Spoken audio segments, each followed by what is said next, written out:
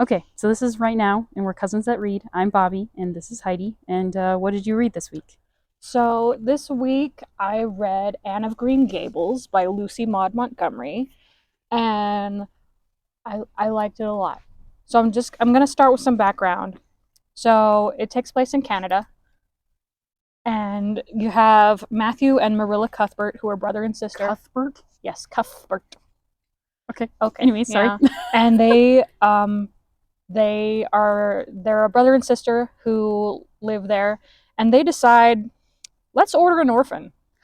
Just Because it takes place in the 1800s, and apparently back in the 1800s you could just order an orphan. you didn't have to be tested and fingerprinted and looked there at. And there were no questioned. requirements. You just order yourself an orphan. There's just that catalog that on one page is for a bride and one page is for an orphan. Yeah. And you're like, well, Like, oh, this week I'm gonna order some fabric and some nails and an orphan.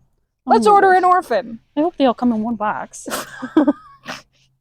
Yeah, can you imagine if they had to ship separate? Oh my gosh. Okay, so apparently you could just order an orphan. Yeah. And they're like, let's order like a 10 to 12-year-old boy so he can like help out with the farm work, because they live on a farm. He can help out with the farm work, and he's young enough that we can like still train out some of his bad habits, because he's bound to have bad habits because he's an orphan. Orphan habits. Yeah, this dadgum Scrounging. orphan I hate when they know how to scrounge. And so they do that. And so then Matthew goes to the train station to pick up their orphan, and it's a girl. Oh, freak. What? And they're like, what a ripoff. Just kidding. Sorry. And it's another thing that interested me about this book is, like, you know how boomers are always saying autism didn't exist back in my day. Yeah, you're making a face. I was saying, you guys can't see my face. You can't see her face, but it was like the thing where your lips fold in and you're just like, that's inaccurate. So Matthew is very clearly on the spectrum. Oh gosh. Like he is very shy around women, but just shy in general. You can tell he's probably he's very obsessive compulsive when it comes to certain details, but not other details. So he's very... Do they say this in the book, or do you just gather it? No, it's just something they would describe him, like the way he acts around women who aren't his sister. Yeah. And the way he goes... How old is he? He's probably like 45, 50. Okay. And it was just funny to me, and it's like, oh, this dude's on the spectrum, like this guy is one of those guys who people would have said, oh, he's a little odd, he's a little not quite all there, but it's pretty clearly like he has Asperger's. Yeah. But pretty mildly. And so one of his things is he cannot confront people. So there's this little girl who's supposed to be a boy, and he's like, well, I'm not gonna deal with this. So he just takes her home. Oh, okay. Well, and he's like, well, this is going to be Marilla's problem now, because I don't get paid enough for this. Oh my gosh. And so he just takes Anne home. Oh. Okay. So this is where we meet Anne, and I think she's 10 or 11, and she has red hair, and she's pretty sweet. And so she is very chatty. Okay. Just very chatty. And so she like talks to him all the way home, and he is fine with that. He's not a chatty person, but he also doesn't like the silence, so he's like, this works for me. You know, okay. She's gonna do all the talking, and I'm gonna chill and drive the horse. And it's just like, this is chill, great. Sure. And so he, like, during the course of the ride, like, one of the things I really liked about this book was, like, she is really into the nature, and I'm really into the nature. Oh yeah. So you have all these fun kind of romantic descriptions of... You mean the author, or Anne, like the girl is? Both. Actually? Okay. Like Anne, like she's like, what is this? And he's like, it's something something pond. And she's like, I don't like that name. Oh, okay. I'm gonna go with, this is the Lake of Shining Waters. Oh. And he's like, yeah, that's nice, I guess. I hadn't really thought about it, but sure, why not? And then what is this? It's something road. And she's like, well, that doesn't work. This is going to be Lover's Lane. Oh, okay. Because I can just imagine, boyfriends, girlfriends just walking down this, holding hands, and it's just romantic. I like this. This is nice. Okay. And he's just like, okay, sure, you're a little weird, but I'm a little weird, so it's cool. And then they get home and they meet Marilla, and Marilla is like, Matthew, you brought home a girl. It was supposed to be a boy, and he kind of just sort of shrivels up, and he's like, I wasn't about to deal with that. And so, of course, Anne is upset because... Oh, no, because they said it in front of her? Yeah. Well, that's neat. No, Marilla does not have, like, a very... Marilla is very old crusty. Like, very old crusty. Like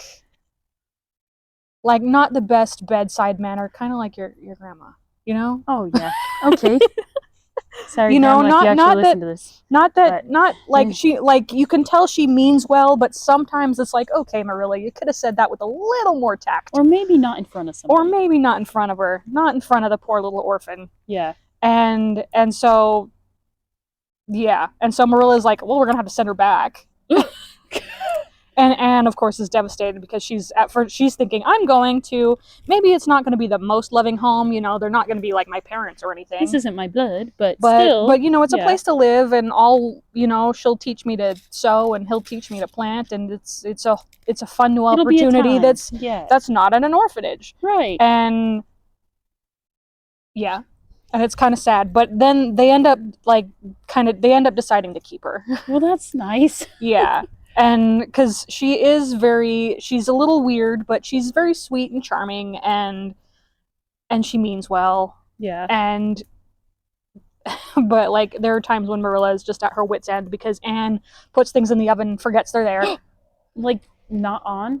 Like, oh, I'm just gonna put, like, you know, people put their pots in the ovens and then they put it on. Well, yeah, like she accidentally burns dinner, or she accidentally does something to the cake that she wasn't supposed to do, and just she's very daydreamy, and sometimes she can be kind of forgetful. Yeah. But I relate to her a lot because I was that kind of kid, you know, just sort of a little sensitive and dreamy, and I had the tendency to stare into space. Mom would get annoyed sometimes and just be like, Heidi, focus. And it's like, I have ADD. Just let me live. Just let me live my life. I'm thinking my thoughts. I'm a child. I'm thinking my thoughts. So, I'm not going to tell you the whole book because that would take a while. But, so I'm going to start with an unpopular opinion. And I liked this more than Pride and Prejudice. Do people not like this book, or you're just saying more people like Pride and Prejudice? I feel like Pride and Prejudice is viewed as, oh, it's so romantic and my heart is all aflutter. My heart was not all aflutter. But like, my eyes were rolling. Do you think those people are like, oh, I've only seen the movies, or do you think they actually read them? Know. You know what I mean? But I feel like Anne of Green Gables was more romantic than Pride and Prejudice, because you have like this like, is a kid. Yeah, I know, but like... Does she grow up in the end of the book? Like, or is she a kid the whole time? No, by the end of the book, she's a teenager. Oh, okay. I think. Takes place over a couple years. Okay. But it's not romance like romance, but like... It's like romance family style? Yeah, like it's... You know, it's more... Like, I got to the end of Pride and Prejudice, and I was like, I hate all these characters. Is love even real? You know, I'll die alone, thanks. What is this nonsense? And then I get to the end of Anne of Green Gables, and it's like, aw, love is real. Well, that's nice. Yeah, isn't that sweet? You know, even though so that's just my unpopular opinion. Have you watched Pride and Prejudice? No. Okay, neither have I. We should do that. We should do that. But I haven't. Is there an Anne of Green Gables movie? There's a miniseries. Oh, that's right. You're telling me a TV series. Yeah, I know I watched part of it as a kid, and I liked it. So I'm going to tell you some of the stuff that Anne does that gets her in and out of trouble. What time are we at? I have 5 minutes? No, we're 10 minutes. Oh, great. Means I'm doing good. Good for me. Yeah. So she becomes friends with this girl who lives down the street. Her name is Diana. Is she also an orphan? No. Okay. She's an original.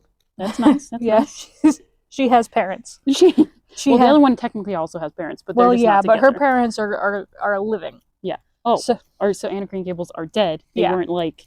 Both of her parents died when she was a baby. It's really sad. It's sad. But later in the series, she goes back to their house and meets somebody who knew them, and it's kind of nice. Yeah, it's nice. Okay. Well. So she becomes best friends with Diana, and Anne likes to sometimes like pretend things and like pretend she's a little bit more grown up than she is, and she's like, can I invite Diana over for tea? And Marilla likes Anne in spite of herself. She like, sometimes Marilla is kind of strict, but overall she likes Anne. And she's like, yes, you can invite Diana for tea. Can I use the fancy tea set? No. You can use the regular tea set, but you and Diana can have some what was it? It was like either strawberry or raspberry cordial, which Isn't that alcoholic? No. Oh. I don't remember exactly what it is, but she's like, but you can have these cookies and this cordial and tea. And tea. That's and nice. Anne is like, awesome. This sounds amazing. Yeah. You know? And so like Diana gets there, here, let me take your hat. And we're gonna sit and have tea, and it's gonna be fun. Have you ever wanted one of those hats? I have. One of the like flat brim, short, stubby, and you tie it around your neck. Yeah, I mean, I don't know what I'd wear it with, but I've always I don't know what I'd wear it with, but it'd be fun. Yeah, it'd be fun. Anyways, sorry. But so they're setting up for tea, and she offers Diana a glass of cordial, and Diana drinks it, and she's like, wow, this is really good. And Anne's like, here, have another glass. Nice. And so Anne is getting tea ready, and Diana was like she like downs the second glass. She's like, this is good. And Anne's like, here, have some more. So she gives her a third glass. Wow. And then Diana starts feeling sick. Diana's like, I feel like I need to go home. And she's like, we haven't even had tea yet. Have some cookies, have some milk, have something. How many liquids are you going to bring to this party? That's what I'm... Because they were already offering cordial and then tea, but then she's like, also milk. And I'm like, well, you can't just have a party with a bunch of drinks. She can. I guess. And she's just like, no, I have to go home. I have to go home. I just feel so sick. Oh, no. So she goes home, and then later her mom calls to see Marilla, and she's like, your evil little orphan got my daughter drunk. And she's like, no. It was cordial. And she's like, no, I smelled her breath. It was whatever it was alcoholic, and she was passed out drunk, and she's not allowed to come anywhere near you or Anne ever again, because you guys are horrible people who get like children 12-year-olds drunk. Oh my gosh. And so Marilla is like, show me the bottle of cordial. And Anne is like, it was this out of the cupboard where you said. And she's like, oh crap. Oh no. And she's what? And she's like, this is wine.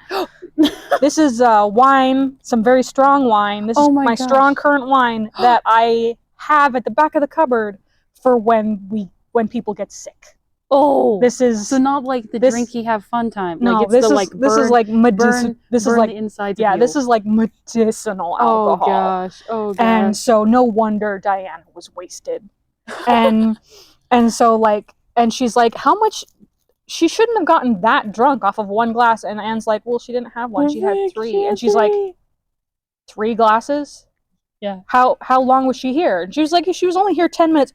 This kid drank 3 glasses of wine in 10 minutes. Oh, frick. And she's like, man, Mrs. Barry should be embarrassed that her daughter is such a greedy little pig. And it's like, Marilla, you can't say stuff like that. That's not cool. Don't say stuff like that. It's not cool. So the Barrys start avoiding the Cuthberts, and now Anne has lost her best friend, and it's sad. So is the girl sad that she's not friends with her either, or? Yeah, because they are best friends, and Diana knows it was an accident. Okay. You know, like every sane, reasonable human is like, oh, this was obviously an accident. She didn't mean to get her drunk. Right. She's not an evil orphan. She just can't tell the difference between cordial and wine, because guess what? She's never had wine, and it was in a bottle that looked exactly like a cordial bottle, and sometimes Anne is not focused. Right. I mean, we love her, but sometimes you gotta focus Anne. Yeah.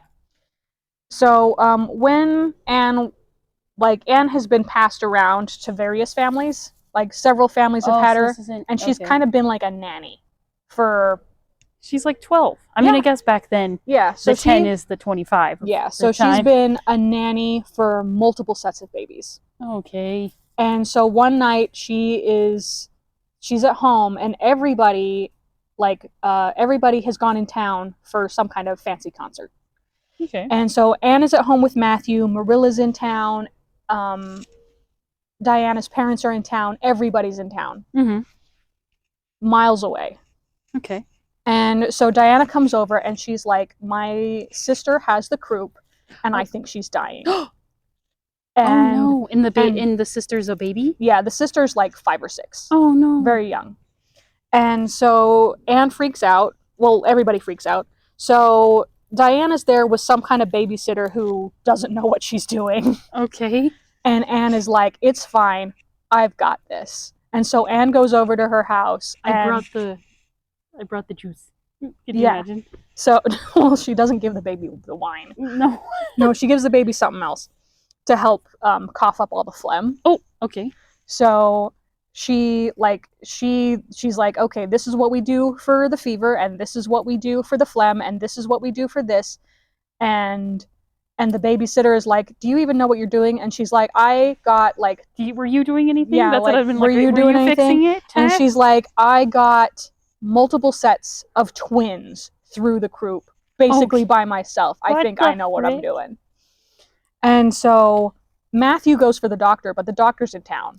Yeah. And when or if the doctor is going to show up, there's no way of knowing. Right. So Anne is like, step aside, do as I say, you know, you boil water, you do this, you do that. And so she gets, like, they get the fever down, she gets her to cough up most of the phlegm so that she's not in, like, immediate danger. Yeah.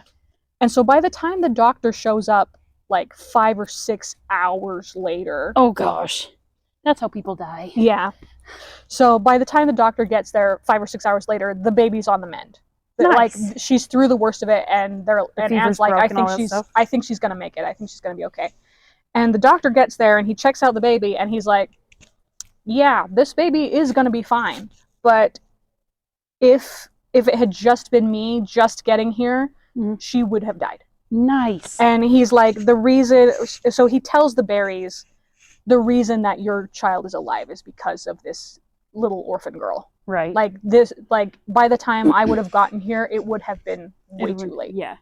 And so the reason that she is alive is because of Anne.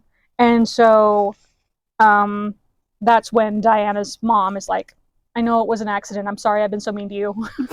Sorry I've been a wiener, but thanks for saving my baby. Yeah, our kids can be friends again. And now you guys can be friends again. We won't shun you anymore. Yeah. Oh, but it's the whole book is like that. Just like weird, dumb things that happen because Anne makes a dumb mistake. So it's like a sitcom, and then a misunderstanding, and like a sitcom and a misunderstanding, and then things that Anne does that gets herself out of trouble. And so it's like she is really smart. Mm-hmm. She just has trouble focusing. Yeah. And then most of the time she's a very kind and patient person until somebody talks about her hair, and then she has like a serious temper because and then her fists come out. Yeah, because she has red hair and she's kind of sensitive about it. Oh, yeah. Which nowadays everyone's like red hair, yeah. Yeah, but like, red hair devil. Yeah, pretty much. And so she's kind of sensitive about it. Yeah. But it was really fun, and I've been listening to the rest of the series, and I really like it. And it's cute. And I find it more romantic than Pride and Prejudice. And I know that's that's going to be an unpopular opinion, but it's how I feel. Say, let us know in the comments which one you like, and if you've read either or both, and if you've seen the movie/TV series. Do you feel romanced? Because I felt I got to the end, and it was just these really pretty descriptions of the nature and Anne's thoughts on stuff, and she's very poetic. Yeah. And then, whereas Pride and Prejudice is like, who is he gonna pick and who's he gonna marry, and this is the local gossip. And then, he said, she said, and then he touched her, and then it was like, oop. Yeah, and then sorry. Anne of Green Gables, I mean, it definitely has some of that, did you hear that the Cuthberts adopted some weird little orphan who got the Diana Barry drunk? Oh my gosh. And so there's definitely some of that, but it's like not as intensive. I just find it more, I felt it was more relatable. Yeah. I liked it a lot. So are you going to do Are you going to report or podcast us with the other ones? Or are you going to? No, I mean it's a very. I really like it, and I like. Sorry about that. I took my jacket off and didn't realize I did this. So if there's a bunch, we'll see how it went.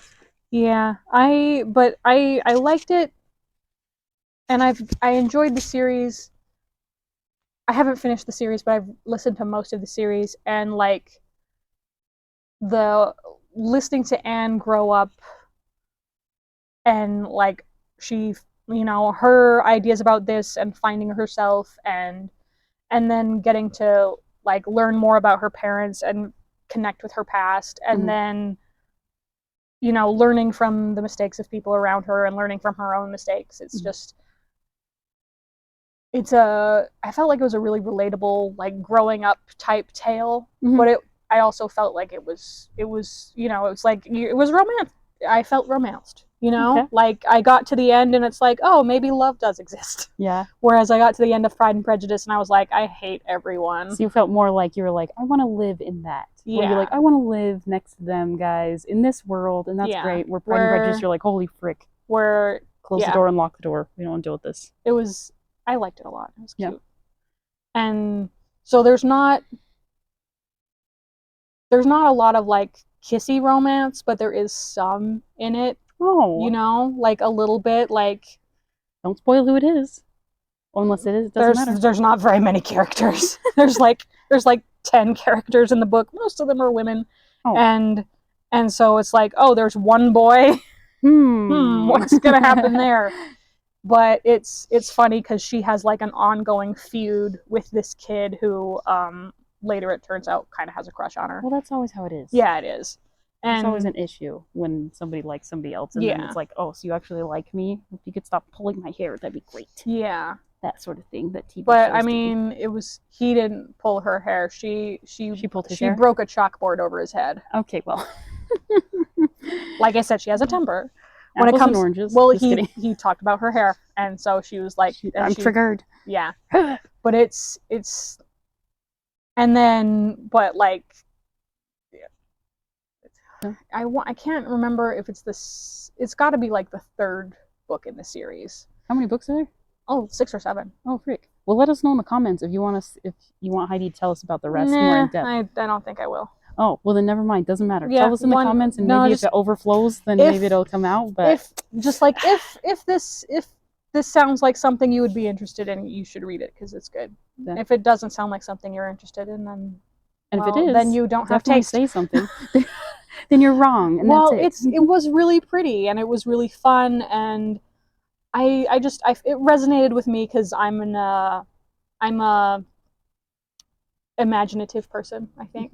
Yeah. And so, yeah. It was, and then I felt romanced. I felt romanced.